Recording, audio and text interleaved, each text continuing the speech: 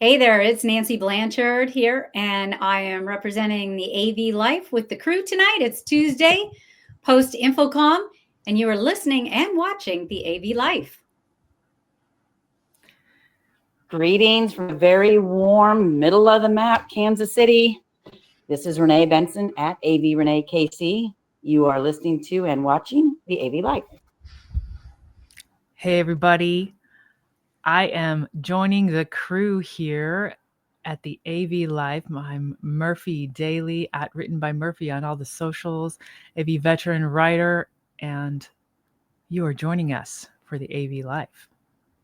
And I'm your host, Tim Van Woeart from Rutgers University, the Newark campus here in New Jersey. And you are watching and listening to the AV Life. And yeah, Renee, I'm getting hit with all that heat here in New Jersey. The whatever you all had like 2 days ago that was like 100 plus, we're now getting that. Like Well, it's 92 degrees at 8 o'clock at night, so it's still coming your way. Yeah. I think you guys from the Midwest over to the East Coast, because I had posted, I think it was on Twitter, a map, and here it's pleasant in California. And I'm talking low to mid 70s. And seeing the rest of the other side where you guys are, and even Toronto, they said Toronto was hotter than Bahamas. Wow.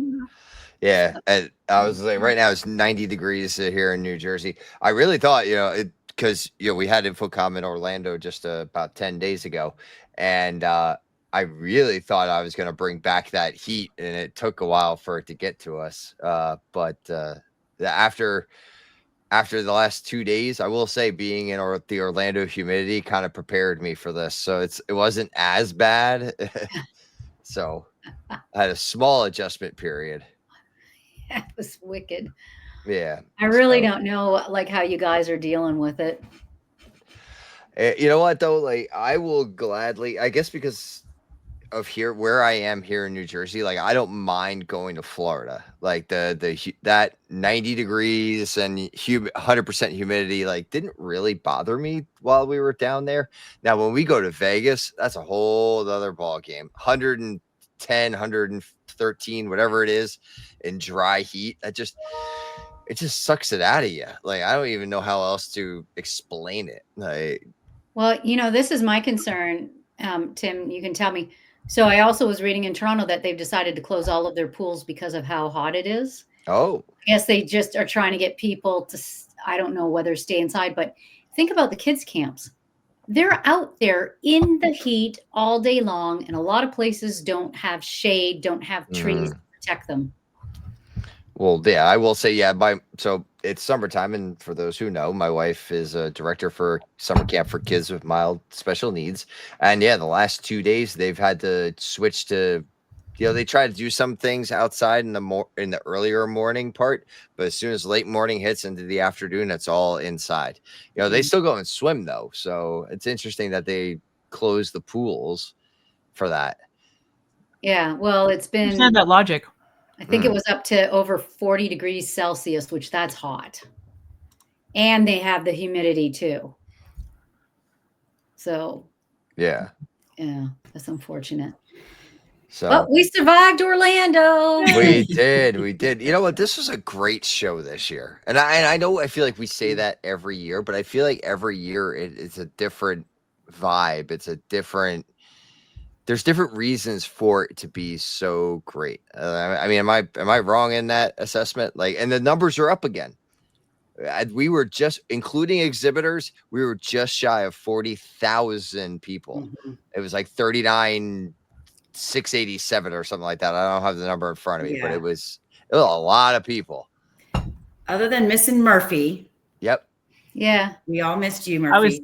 I was going to go 40,000 people. I thought it was a great show too. There's just something about everybody being in that one hall too. So to get from appointments, even though I'm mostly at a booth, but even to get over to the HEPMA booth or get over to the Peerless booth or Corbett booth, wherever I needed to go, it was like just a walk down the hall and not a Tesla ride to the other hall. You know what I mean? Right. I agree with you. And even though, like you said, Renee, the layout, I didn't realize it still was a good walk to go from one to the other. And, Yeah, but you were seeing people along your journey, right? You'd stop at booths and see somebody and whatever, but just, I don't know. I just felt like it was, I'd say Wednesday was nutso. Yeah. Like I thought it cannot be 3 days of this or we're going to die. It's so busy, so good. By Friday it did die down some, but there's still a lot of quality conversations that came out of the event. So, and I think we were like a lot of other vendors where we were shorter staffed because we brought fewer people and things like that. So it was kind of like, I was doing booth tours with my customers. I was doing booth tours with my coworkers' customers. And so it was busy, but I mean, it was good. It was a really good show. I was a little surprised to see the numbers be as high as they were because of all the rumors of people not going and all that stuff. But then when you were there, it was like, everybody came. And you know what? I think part of it is, and this is another number that is starting to grow almost exponentially, is end users. Yeah. 39% were end users. Like, and I think that's why this year, that even though maybe some people were falling off for budgetary reasons and stuff like that, I think that's what kept the numbers up. If we didn't have like the tariffs and all the other stuff that budgetarily would have impacted some people, I think we would have crossed 40,000 with no trouble at all. Yeah, for sure. And also I think companies are becoming smarter of not scanning every single badge. They're realizing, that that's just a great big dump into their CRM, but is it qualified people? Is it people worth it?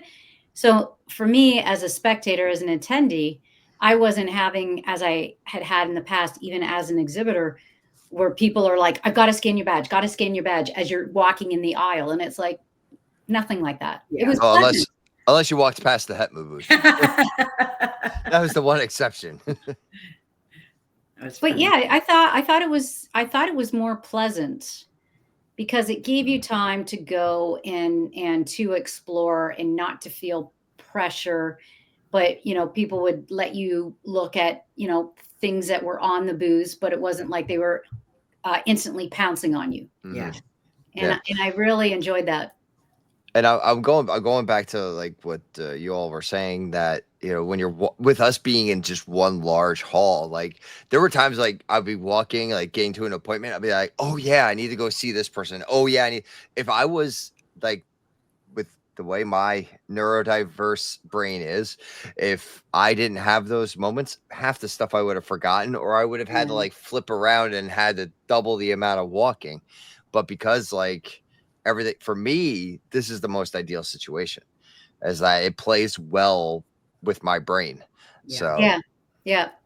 No, I like that too. And the different sections as well, of having the separate audio section to, collaboration or the LED section. And I will say what was fun this year is that Avixa TV did the things that they did, like the tech tangle with Ryan Gray and Britt Yenzer and all, that was a lot of fun. And then, myself and Brittany Grant and Josh Kaufman were involved with the Amazing Race style challenge, which was that was a great time,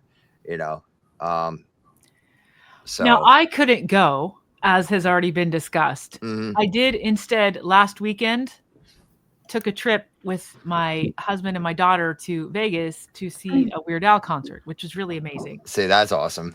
It was great. But I was in Vegas going, wow, last time I was here was for InfoComm. And the time before that was for InfoComm. So of course I was thinking about Renee a whole bunch because she hosted me sweetly. And I was like, oh, look at all this. So, coming there is just a straight up, it's basically a tourist because the concert was just on Friday night. Let me just say, he's amazing. I think he's getting more and more crazy dates. Well, crazy, but more and more dates. So if you see him coming to a theater near you, I recommend getting that because it was so worth it. He was amazing. I posted about it on, the socials, and one of my friends from my state where I'm from said, "Oh yeah, he's playing at the Alaska State Fair." I'm like, "Oh my gosh, that would be the best show ever." Alaska would have the best time with Weird Al. So anyway, I was to say he's got dates, and because I'm always curious, because I'm curious as well, because I'm a fan. He's got dates all over the country from now through August.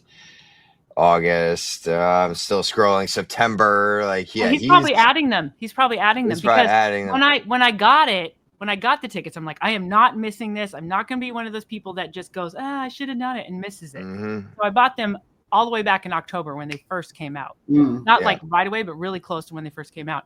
And after I bought the tickets, he opened up another show like a couple months later, right next door. I'm like, well, I should have done that, but I don't regret it. We had a good time. Yeah. He's got a full day at the Alaska State Fair in August, middle of August. He's got a matinee and a nighttime show. Oh yeah. Wow. He's a lot of fun. Yeah. And let's see here. Let me go. I scrolled past like the New Jersey area. Oh, sold out in Philadelphia, sold out in Connecticut. There's still Saratoga Springs still has space, as does Bethel, New York. Oh, and he's playing MSG on July 12th. So, wow, yeah, he came back and he's gonna sell out MSG. There's no way that show. It's a month away still. There's no way that's not gonna sell out by then. He's got it. He's got all of the fun. So good times. Mandatory fun. Hey. Yeah. Anyway, that's an Weird Al album for those folks who don't know. So, but I did go there. I was like, wow, one of the early times I went to Vegas was with my husband before we were married. And so we were talking about, remember when we came and we stayed at, I think we stayed also at Treasure Island then, but that was back when they had the ship. Yeah. The ship. Yeah. So that was fun when they had the pirate ship and all that good times. So anyway, but it was memories of InfoComm when I was there, because InfoComm is one of the very good reasons to go to Vegas. And you said it was recent, correct, Murphy? I just was there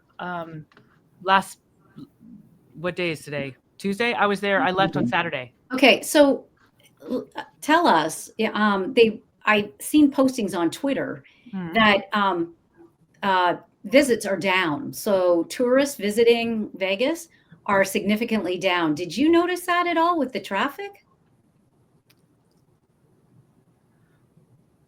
We drove over there on Thursday night, which I don't think is the peak traffic time, but it was slow. And then when we came back on Saturday afternoon, that's also not peak traffic time. So we got home. But the people though walking around Vegas.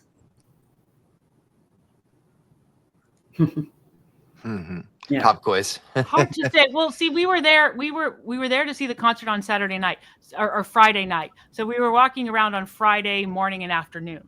Yeah. So I don't have a strong sense of what would be a crowded Friday. Oh, okay.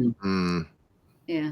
Yeah, I don't know if I would either. If it's not InfoComm week, I don't think I would. But let me tell you, we stopped because my daughter really wanted to, and I wanted to as well, see this one show called Omega Mart or Area 15, which is outstanding. This organization called Meow Wolf, which we saw in Santa Fe, blew my mind. It's amazingly fun. And I do want to see it, but I said, I am not seeing two shows in one day, because I'm really going to get a lot out of Weird Al, and I don't want to go to Weird Al already mind blown by the Meow Wolf. I never heard of Meow Wolf in my life. They asked me for a quote today for a 3D display, and now I've heard him twice in the Wow. I know, out of Santa Fe. Oh yeah. So Meow Wolf is created out of Santa Fe, and they have done. Oh, Tim, you would lose your mind. What they do is they get a bunch of artists in a small space. And they say, based on kind of a very vague-ish theme, the theme in I don't know if Omega Mart is slightly different, but the theme in Santa Fe, which is where it was started, they're very artsy over there, was this kind of family that delved too deep in the mysteries of the universe and disappeared. So you go into their house, and the house has really weird entrances where you can walk through the fireplace and end up in another place. You can walk through the refrigerator and end up something else underneath the stairway. So there's all these weird crannies, and each small space is like given to an artist to do something with it. And it's not a specific story, but like I went into, they use all these really interesting art installations, and they have like a sort of a look. And it like one room was lasers coming down from the ceiling to the floor, and if you ran your hand through the lasers, it strummed like a harp. Oh, that's cool. Oh, And wow. everywhere else inside there was like just really, really visually interesting, and sound, and all this and this kind of story, like there are these clues to try to figure out, and you just really strange. It's like very mind-bending and the coolest thing I've ever seen. It's way this is cool. Yeah, I'm looking at their website right now. This is really cool. And yes, Renee, sell them everything, because there's some cool artists. They're expanding. They've only got a couple name, which obviously stuck out a little. I'm like, right, Yellow Wolf. What is this? It's amazing. Well, and cool. if you get to sell them things, have Sony pay for you to go over there and see what they got. They're looking at our spatial reality display, so they want to test it out. So I'm like, well, I was looking at their website. I was like, well, that might be a good fit. Yeah. So anyway, we did not see that, because I'm like, we're not doing that. And my daughter was like, I really want to go. I said, I do too, but we got to go later, because I wanted this to be about Weird Al, and I don't want her to be overloaded, so she can't enjoy the concert. So yeah, my husband was kind of bummed, because he did not jump on the bandwagon. He's like, Weird Al, I don't want to see that. Me. I'm like, fine, well then we'll go without you. And then he was sad. He was sad, and he's like, I'll drive you. I'm like, okay, but you didn't get a ticket, so sucks to be you. But he's funny. So he just hung out? Well, you guys went? He actually went to go see his father, who lives on the outskirts of Vegas. Oh, so okay. It was good for him to see him, but he wouldn't necessarily have done it just on his own. Okay. Gotcha. Well, we will be back in Vegas next year for InfoComm. Yes. And only next year, and then we're back to Orlando. Yeah. And that is happening at the Renee, right? Renee, we talked about this. Let's debunk all the rumors. Yes, there's no talk of straight from Dave Labuscus. It's like we are still going back and forth. We are as not changing. We are still changing. You know, as much as hem and haw that I want to be in October. we're still in June. That's not changing. Yeah. So nope. And it's funny, because I even had a customer, one of my last booth tours on Friday afternoon, like 3:30. And he's like, you're the only person in this entire show floor that thinks that we're not going to Vegas and staying in Vegas. And I go, I don't think that's the truth, because Dave just announced it on the Higher Ed AV podcast. Oh. And I stopped him in the hall in front of my booth and asked him. Right. So he's like, you're the only person that thinks that. And I'm like, I don't think so.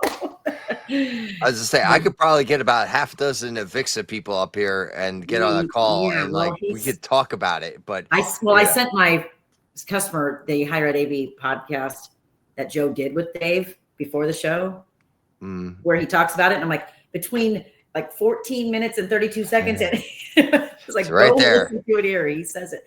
Plus, he told me on the show floor. But anyway, so yes, we will be going back and forth.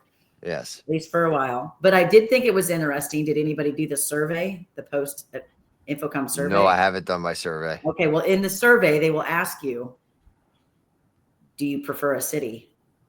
And it gives you New York, Chicago. Oh. Vegas, Orlando, I think Dallas. Chicago would be nice. They've done Dallas in the past, because AMX actually took a whole hotel and called it AMX Hotel. Do you think they would do a 4-city rotation? Like I don't really know, but I thought it was interesting that they asked that on the survey. Because I'm thinking, I got this thing in my head where it'd be like, okay, we do Orlando, we do New York, we do Chicago, we do Vegas. So like we do Orlando, we do, you know, round and round we go. Yeah. I think at one point Patty Wanser had said that Chicago was far too expensive with union dues. Oh, interesting. Chicago is a union town. Big time. Yeah. Well, so is New York. So is New Can't York. be much So more expensive than Vegas. My goodness gracious. Vegas is ridiculous. Yeah, But- it is. It but is. I think We'll they. see. I don't know. I don't know what the reason is behind the survey, but we'll see. if they're willing to go Chicago, I mean, Indianapolis is probably another potential option. I mean, they've handled big things in the past, like, you know, so I mean, with to handle 40,000 people, I guess you know, and housing and all that. So, I mean, I guess as long as the city can handle it. yeah. I even said the Anaheim Convention Center because they've extended it, and it really is large, and it's right beside Disneyland. So you've got a whole bunch of hotels. There you go. You know, people can, just as they do the Disney World, you can go off to Disneyland or Knott's Berry Farm or any of those. It's true. Seeing that Murphy doesn't have to fly, she can just walk there. Right. I can just hitchhike. Take an Uber. That's right. Well, it was a good show. I'm glad it was a good show for everybody else too. It was it's still like the older I get, the more it's like, man, I need a couple days to get over. And then it's like, oh, maybe I need 3 or 4 days to get rest up. I know somebody who said that he had, well, Peter, 8 people came down with COVID, and it was bad. Oh, I haven't heard anybody. Ryan Gray. Anybody. Yeah, Ryan Gray came down with it. Oh, He's the only one that I knew. Yeah, I didn't know anybody did. So, wow. Yeah, but did you hear? I mean, did you hear about this weird variant that we got now? Like this razor throat version, whatever they're calling it. Yeah, like it's like low grade fever, minor aches and pains, but when you swallow, it tastes like it feels like you're swallowing razor blades. Oh, well, it's supposed to be very painful. Yeah. Huh. It's a little crazy. Looked like all my vitamin C packages and stuff worked for me. That's what I did. I learned after 2 years ago. I think it was Orlando 2 years ago, and that was the same. Like I bring my regular vitamins, I bring my emergency little powder packs. I mix that up in with my water in the morning, and yep. And I stayed hydrated. Now I came home and I crashed on the sofa like the Saturday. Like I got back Friday night, fell asleep got my son to baseball Saturday morning. I came home that afternoon and I passed out on the sofa for like 2 hours. Oh, wow. I was done. Yeah. So I think I've had a 2-hour nap every day since then. So I'm trying to get caught up. I was home for a day, and then I had to get back out on the road for another event. And I told everybody at that event, I'm like, why would you schedule something for all these vendors the week after InfoComm? mm-hmm. I'm like, why? Why do you do that to us? You know, we're still recovering. What was that event? It was a golf event. It was a Shriners golf event, but it was, so it was like, 100 degrees in the shade. Oh. And, you're still kind of tired, after a day of out on the golf course, you're like, okay, no dinners. We're just going back to my room. Mm-hmm. Yeah. Yeah. But I had a very funny thing happen to me there. This was so hysterical. So they sell these tickets that you can drop in for the different raffle type items, and my husband's real into the smoky bourbon-y things or whatever. So there's a couple of bourbons and the smoke machine. I'm like, well, I'll put those in there, and a Yeti cooler. I'll put some tickets in there. There was a TCL TV. And I was like, I'll put 1 ticket in the TCL TV thing. Wouldn't that be so funny? Oh my gosh. They pull my ticket, and I'm sitting there looking, and I turn around and I'm like, and my customer looks at me, he goes, you? And I go, yeah. He's like, oh my gosh, everybody pay attention. The Sony rep won the TCL TV. And I was like, oh my God, I'm mortified. So they took my picture in front of it. I was like, oh my gosh. Oh no. And in about 30 minutes, I gave it to charity. So good move. Yeah, I'm not taking that TCL. Mm-hmm. That's funny. But that was so funny. So then the marketing guy sent me pictures, and the finance director, he's like, this was the highlight of the show. I was like, oh, I couldn't have won all the other things I tried to win. The one ticket went to the TCL TV. Mm-hmm. Oh my gosh. Wow. But back in the swing, now it's summer. It's kind of slowed down. This is the time for me that I do a lot of cleanup. Oh yeah. Inbox or clean up my office because people are on vacations or, you know, knee deep in installs or what have you. So that's what I always found too, was the summertime, and especially a lot like around the end of July, August, is that people would go on holidays. Yep. So I generally didn't travel. Well, our fiscal year ends July 1 or ends June 30th, and we start a new one July 1. So a lot of people are taking vacation right now because they still have dates that they got to burn before. Oh, so yeah. So a comment about the other thing with InfoComm that I liked, and from my observations from the years, is the amount of partnerships between manufacturers. I was really impressed, and it was finally like, oh my gosh, finally now. And that in the booths, it wasn't just having maybe a sign, but it was actually having product there so that, you know, for the end user, when they visited, they could see, okay, well, what's the solution? Oh, so you work with this company. Okay, I get it. And so that starts putting off light bulbs and things. And I was really impressed by that this year. And even partnerships that I wouldn't have thought of.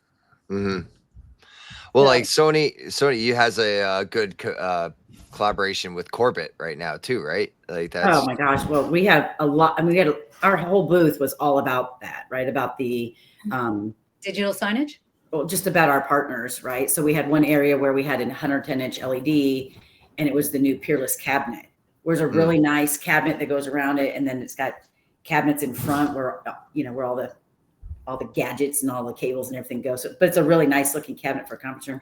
But then we had Corbett and AppSpace, and there's over 100 CMS partners that we have. But that was kind of the goal of this year, was just our alliance partners and how, we're the pretty box that delivers your message, right? But there's all these other things that you're doing in the background that you can do on our, on our SOC. So that was a huge push this year, was our relationship with our alliance partners. Well, I can remember last year from InfoComm because, John and I forget the other gentleman's name, they wanted to talk to the company I was with, and the company was having a little bit of a hard time trying to figure out, well, how would it fit in?